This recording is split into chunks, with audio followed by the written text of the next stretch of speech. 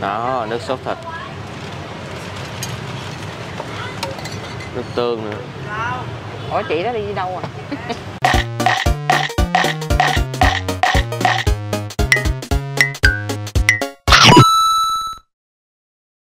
Chào cả nhà, ngày hôm nay chúng ta sẽ đi ra chợ An Đông. Bây giờ Phú đang ở trên đường Lê Hồng Phong, sẽ chạy tới Hồn Dương rồi mình quẹo nha. Chợ An Đông để làm gì? Quẹo ở nè. Bây giờ chúng ta ra chợ An Đông mua vàng. Không phải, mà chúng ta đi ăn bánh mì. Giờ mới quẹo phải đường Hồn Dương. Đây là chợ An Đông này cả nhà, một mặt. Chúng ta sẽ quẹo đường Nguyễn Duy Dương, trái là đường Nguyễn Duy Dương. Rồi. Đây là hàng bánh mì mà chúng ta muốn tìm nằm ở bên hướng An Dương. Đâu rồi ta?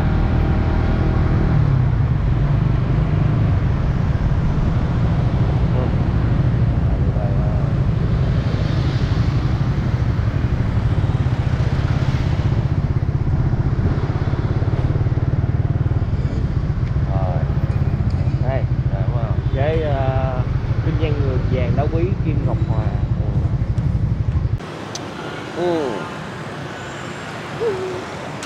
Tính mua vàng mà giờ chưa có mở cửa, không biết là do hay là do là đóng cửa mình không biết nữa. Thôi bỏ qua đi, mình làm việc lát làm xong mà lỡ chưa có thôi đi về, coi như không có duyên mua. Ai xin chào cả nhà, Gia Phú, Gia Mèo rất vui được chào đón cô chú anh chị và tất cả các bạn đến với VM Food Travel. Nói vui thôi nha cả nhà, chứ kinh tế dạo này nó eo hẹp, nó không mua vàng nữa đâu. Thì hiện tại Phú đang ở ngay chợ An Đông, nhưng mà ở ngay hướng ở cổng ngang Dương Vương nha mọi người. Ở đây có một hàng bánh mì bán là thịt khìa xíu mại. Nhìn từ xa thì chúng ta thấy cái thịt đó nó giống như là những cái xe bánh mì bán là nguội đỏ vậy đó, cái màu cam cam nó đỏ. Nhưng mà được biết là đó là thịt khìa, chúng ta sẽ vào trong tìm hiểu như là ăn thử trải nghiệm ngày hôm nay. Bán cũng là rất là lâu rồi ở chợ An Đông này. Mọi người đừng quên like, share cũng như là ấn cái nút subscribe để ủng hộ kênh nha. Ăn lắm. Nghe hướng mặt trời mọc quá.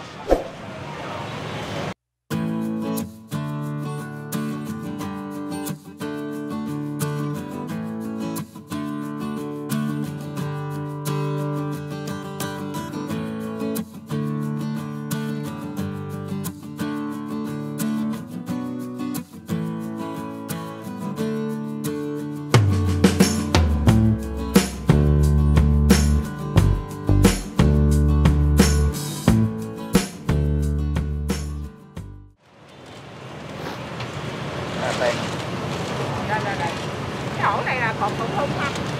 Đó, cái quầy của cô nhỏ nhỏ vậy thôi nè mọi người. Có thấy có bì, xíu mại, nguội, chả. Con nạc hay ba gọi? Ba gọi. Ồ, có nạc, có ba gọi. Cô đang bán là thịt, xíu mại, chả. Lấy đầy đủ không? Không lấy đồ chua. Cái này cô đang bán là nhiêu nha cô? 25 đó con. 25 ngàn. Cỡ này cô có để ớt không con? Có, cô cho con ớt 2-3 miếng, nhiều chút.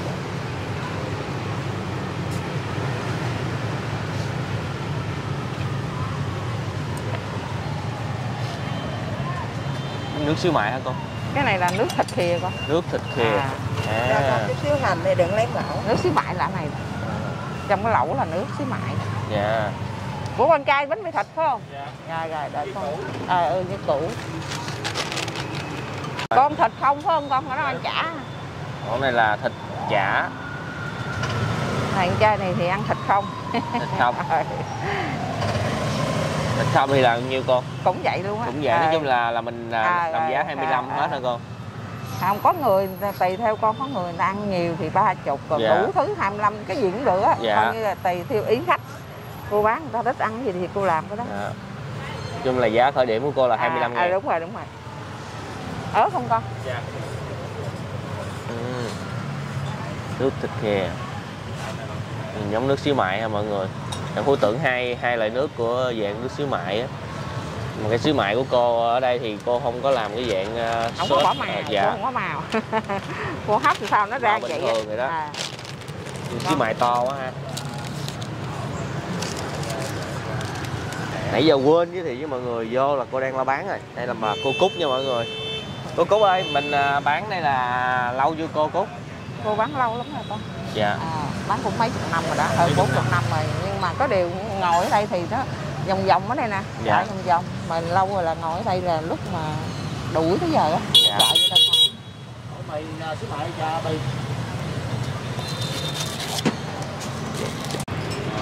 Nguyên cục xíu mại luôn. Ôi một phần bằng đũa ra đúng 4 miếng. Này 30 là con. 30. Ở này chú này ăn 30. 30. Anh muối tiêu hả? Muối tiêu. Rồi em có lấy mấy này không? Lấy dưa thôi. Dưa thôi. 30 là sẽ thêm thịt đúng không cô? Đúng rồi con. Còn cứ 25 nào là cũng có một viên xíu mại hết. Thì có người ta thích ăn xíu mại nhiều thì người ta kêu cô bỏ 2 viên rồi thịt ít thôi. Dạ. Rồi của anh. Rồi lên Facebook có hình chị rồi đó. Cô có bao bì luôn nè mọi người. Bao bì cô Cúc An Đông. Chị bán trên 40 năm rồi đó. Thương hiệu ha. Là mối của cô lâu đời lắm rồi. Nổi tiếng của An Đông đó. Chú ăn bao nhiêu năm rồi chú? 30 năm rồi. Trời ơi, cô ăn 40 năm rồi, chú ăn 30 năm rồi.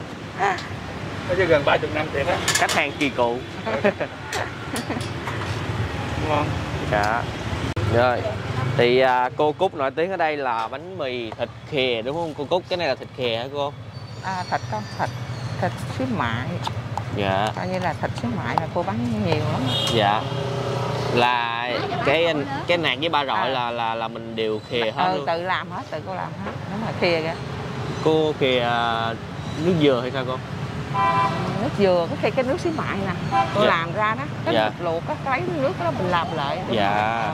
Thành ra nó ngọt, cái miếng thịt nó thấm. Thậm chí là cô khìa cái nước thịt ra đây là có cái nước này nữa. Đúng rồi. Gì cũng được hết luôn. Con thấy nó có cái trắng trắng ở trong là cái gì cô? Trứng hả con? Tỏi cô phi lên. Trắng là mấy cái nhầm khi cái thịt dụng rồi đó. Dạ. Thịt xíu mại dụng á. Chào ngược dạ dày luôn. Không ăn được luôn, bắt đầu ngồi ngủ. Còn có mỡ hành phi nữa nha mọi người. Mỡ hành là con ăn bánh mì bì. Bánh mì bì mới có. Đúng rồi, bì có mỡ hành nó mới ngon.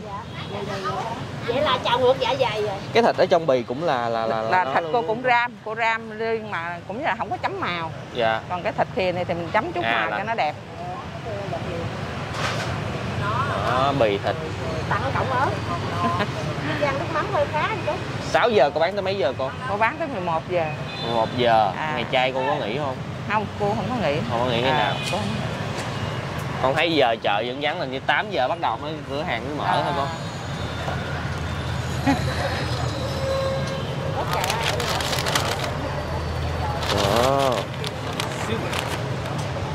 Dạ, vậy đó ăn sao ta?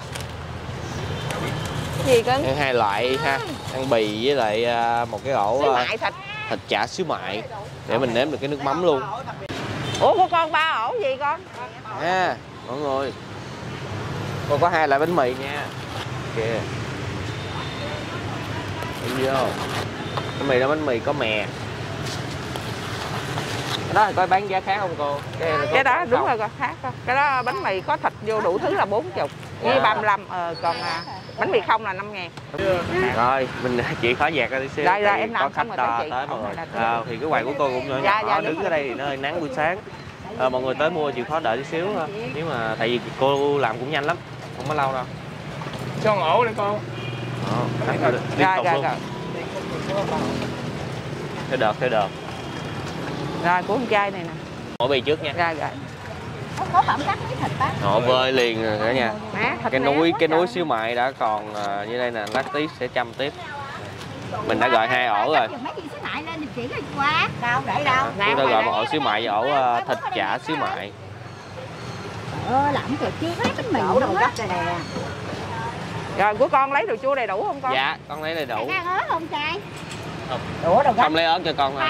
từ từ. Đây nè đũa. Chị qua đất cái tài văn rồi. Nè, chăm xíu mại luôn.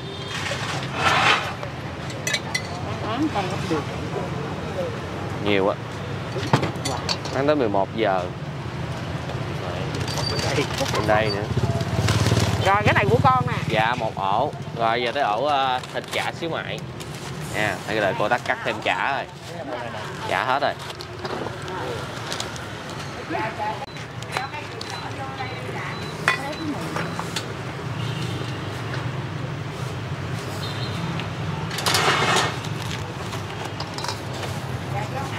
Đó, xíu mại nè. Mọi người để ý thì cái xíu mại của cô có một cái màu hồng hồng.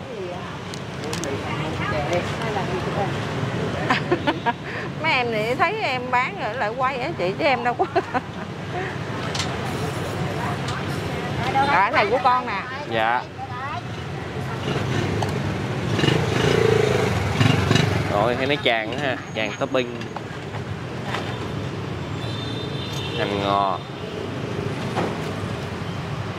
Con ớt luôn phải không? Dạ khỏi. Khỏi ớt hả? Dạ. Đó, nước sốt thịt. Nước tương nữa. Ủa chị đó đi đâu à? Hát thì cốt lấy cái hoài.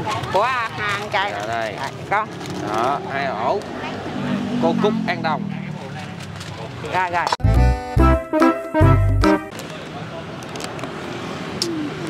Cuối cùng cũng đã mua được ổ bánh mì rồi mọi người ơi. 2 ổ, không phải 1 ổ.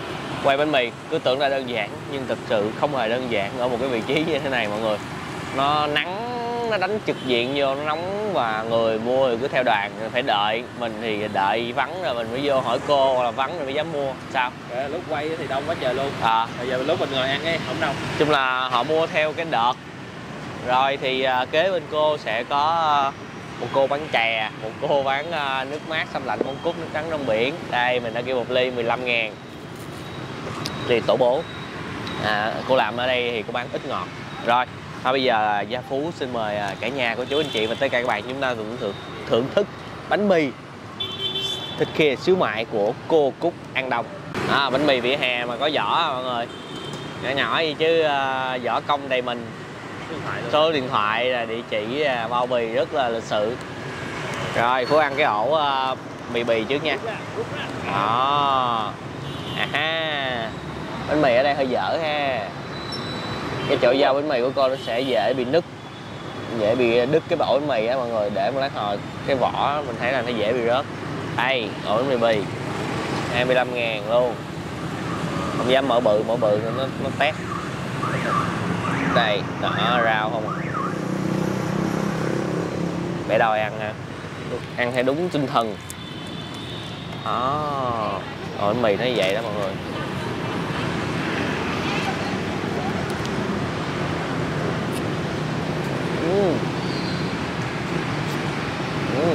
Mấy cọng bì nó phải vậy nó mới hấp dẫn mọi người chứ. Nước mắm cô vừa ăn thấm cay. Cái không biết cái gì cay ta. Cái nước mắm có ớt không chậm, nó cay vừa đủ.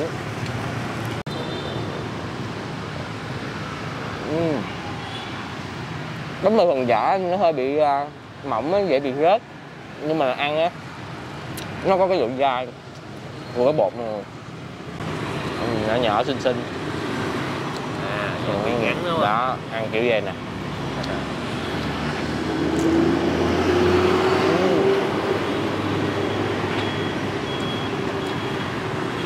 Kiểu này lạ mọi người.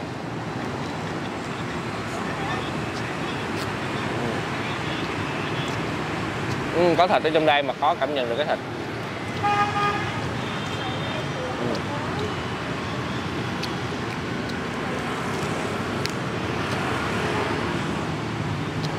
Vì ăn cũng ok mọi người. Đúng không? Ăn nó mình cảm thấy có thêm một cái chút vị chua chua trong đây. Từ cái bì vậy bạn. Rớt bánh mì nha. Rớt bánh mì nha. Kiếm bánh mì. Đây là cái ổ 25.000 thịt chả, xíu mại hỗn hợp trong đây. Giờ nếm kỹ cái bánh mì bì nãy nó hơi một chút mặn mặn ấy mọi người. Đó, nó thấm với sốt rồi. Bây giờ cái bánh mì nó bị mềm rồi.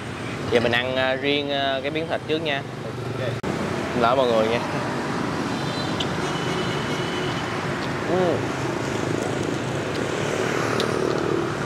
Nó gọi là mềm, thơm. Đúng là cái vị nước dừa thì nó chỉ không ngọt nhiều thì nó không có rồi, nhưng mà ăn cảm nhận được cái miếng thịt này nó mềm, nó ngọt, mặn. Đây xíu mại, còn được miếng thịt ấy kìa, ăn nó luôn. Lắm luôn hả? Hồi nãy là ba rọi, còn cái này miếng thịt nó nạc hơn. Ok. Săn nó ăn mọi người phải cảm nhận được cái vị khìa, chứ không phải là cái thịt mà thịt nguội, nhưng mà mình cũng từng thấy.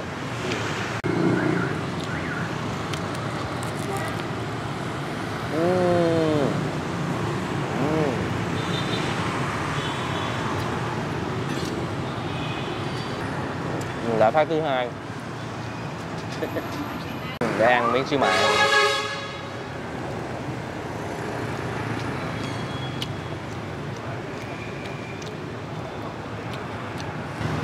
Cảm giác cái xíu mại của ăn nó cũng đầy đặn, nó không có bị độn nhiều mọi người.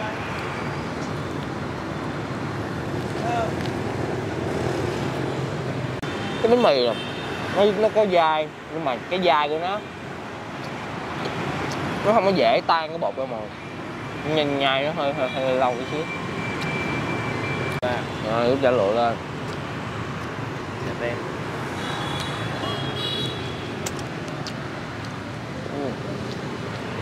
Đúng rồi, ăn bánh mì mình thấy có hình như có một dạng người thích vừa ăn cầm ăn, nhưng mà lát hồi cũng lại vừa mở ra vậy bóc ăn, kiểu ăn nó hơi lạ. Là bạn các bạn? Không, cái này tại vì mình đang quay, nhưng mà thực sự là khi mà mình hồi trước mình cũng có một số người bạn mình thấy. Rồi ok mọi người, cuối cùng cuối này sẽ được đầy đủ nhân, xíu mại và chả.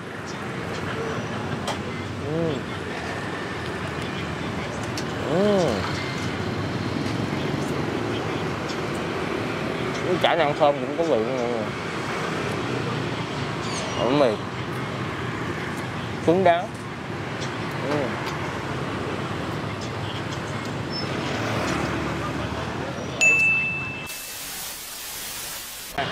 Ok, đến đây thì thời lượng clip cũng phải đến lúc dừng lại rồi. Thì mình tổng quan là một tí xíu ở hai bánh mì. Thì ổ bánh mì bì ăn nó sẽ đậm vị hơn so với cái ổ mà thịt, chả và xíu mại.